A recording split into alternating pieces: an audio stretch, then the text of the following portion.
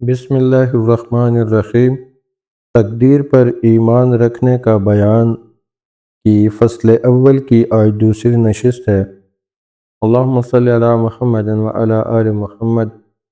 حضرت علی رضی اللہ تعالی عنہ سے روایت ہے، فرمایا رسول خدا صلی اللہ علیہ وسلم نے کہ تم میں سے کوئی شخص ایسا نہیں ہے جس کا ٹھکانہ نہ لکھا گیا ہو، یعنی یا تو اس کا ٹھکانہ آگ میں ہوگا یا جنت میں۔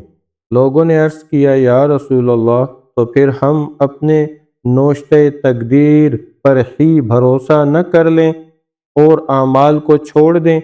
آپ نے فرمایا عمل کرو، اس لیے کہ جو شخص جس چیز کے لیے پیدا کیا گیا ہے وہ چیز اس کے لیے آسان کی گئی ہے، یعنی جو شخص نیک بخت ہے اس کے لیے نیک بختی کے کام آسان کر دیے جاتے ہیں، اور جو بدبخت ہے اس کے لیے بدبختی کے کام سہل کر دیے جاتے ہیں۔ اس کے بعد آپ نے یہ آیت پڑھی فَأَمَّا مَنْ أَعْطَى، یعنی جس شخص نے بخشش کی پرہیزگاری اختیار کی اور عمل خیر کو اچھا سمجھا۔ رواہ بخاری و مسلم۔ اللہم صلی علی محمد وعلی آل محمد۔ حضرت ابو ہریرہ رضی اللہ تعالی عنہ کہتے ہیں، فرمایا رسول اللہ صلی اللہ علیہ وسلم نے کہ خداوند تعالی نے انسان کی تقدیر میں زنا کا جتنا حصہ لکھ دیا ہے وہ ضرور اس سے عمل میں آئے گا۔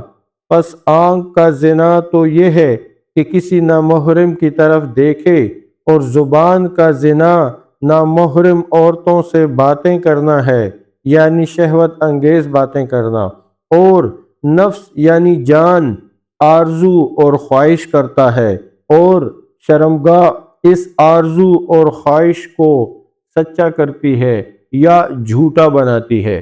رواہ بخاری و مسلم۔ اللہم صلی علی محمد وعلی آل محمد۔ اور مسلم کی ایک اور روایت میں یہ الفاظ ہیں کہ فرمایا رسول اللہ صلی اللہ علیہ وسلم نے کہ انسان پر اس کے زنا کا حصہ تقدیر میں لکھا گیا ہے جس کو وہ ضرور عمل میں لائے گا۔ دونوں آنکھوں کا زنا نامحرم عورت کو بری نظر سے دیکھنا ہے، اور کانوں کا زنا نامحرم عورت کی شہوت انگیز باتوں کا سننا ہے، اور زبان کا زنا اس شہوت انگیز باتیں کرنا ہے، اور ہاتھ کا زنا عورت کا برے ارادہ سے چھونا اور مساس کرنا ہے، اور پاؤں کا زنا بدکاری کی طرف اس کا جانا ہے، اور دل خواہش اور آرزو کرتا ہے، اور شرمگاہ اس کی تصدیق یا تکذیب کرتی ہے۔ اللہم صلی علی محمد وعلی آل محمد۔ حضرت عمران رضی اللہ تعالی عنہ بن حسین سے روایت ہے کہ قبیلہ مزینہ کے دو آدمیوں نے رسول اللہ صلی اللہ علیہ وسلم کی خدمت میں حاضر ہو کر عرض کیا، یا رسول اللہ، ہم کو اس امر سے آگاہ فرمائیے کہ جو کچھ لوگ آج کل کر رہے ہیں اور اس کے حصول میں محنت برداشت کرتے ہیں، کیا یہ وہ چیز ہے جو ان کے مقدر میں لکھ دی گئی ہے اور ان کی تقدیر میں سے گزر چکی ہے؟ یعنی جو کچھ لوگ کرتے ہیں یا کر چکے ہیں وہ سب مقدر میں پہلے لکھا ہوا ہے، یا وہ چیز ہے جو آئندہ ہونے والی ہے اور جس کو ان کا نبی لایا ہے، یعنی یا یہ چیز وہ ہے جو ازل میں مقدر نہیں ہوئی بلکہ اب نبی لایا ہے، اور دلیل سے ان پر یہ امر ثابت ہو چکا ہے؟ آپ نے فرمایا نہیں، یہ کوئی نئی چیز نہیں ہے بلکہ وہی چیز ہے جو مقدر ہو چکی ہے اور ان پر گزر چکی ہے، اور اس کی تصدیق کتاب اللہ کی اس آیت سے ہوتی ہے وَنَفْسُ وَمَا سَوَايَا، یعنی قسم ہے نفس، جان اور اس ذات کی جس نے نفس کو برابر اور یکساں پیدا کیا، پھر اس کے دل میں برائی اور بھلائی ڈالی۔ رواہ مسلم۔ اللہم صلی علی محمد وعلی آل محمد۔ حضرت ابو ہریرہ رضی اللہ تعالی عنہ کہتے ہیں کہ میں نے ایک مرتبہ رسول اللہ صلی اللہ علیہ وسلم سے عرض کیا کہ یا رسول اللہ، میں جوان آدمی ہوں اور مجھ کو اندیشہ ہے کہ کہیں میں زنا میں مبتلا نہ ہو جاؤں، اور نہ میرے پاس کچھ مال ہے کہ میں اس سے کسی عورت کو نکاح میں لے آؤں۔ گویا ابو ہریرہ رضی اللہ تعالی عنہ نے اپنا عذر بیان کر کے اس امر کی اجازت طلب کی تھی کہ اپنے خوشیوں کو نکلوا کر نامرد بن جائیں۔ ابو ہریرہ رضی اللہ تعالی عنہ بیان کرتے ہیں کہ رسول اللہ صلی اللہ علیہ وسلم نے میرے اس عذر کو سن کر خاموش ہو رہے اور کوئی جواب نہیں دیا۔ میں نے دوبارہ پھر یہی عرض کیا، اب کی مرتبہ بھی آپ خاموش رہے۔ تیسری بار پھر میں نے یہی عرض کیا لیکن آپ خاموش ہی رہے۔ جب چوتھی دفعہ میں نے اپنے الفاظ کو دہرایا تو آپ نے فرمایا، جو کچھ تجھ کو پیش آنے والا ہے قلم اس کو لکھ کر خشک ہو چکا، اب خواہ تو نامرد بن یا نہ بن۔ رواہ بخاری۔ اللہم صلی علی محمد وعلی آل محمد۔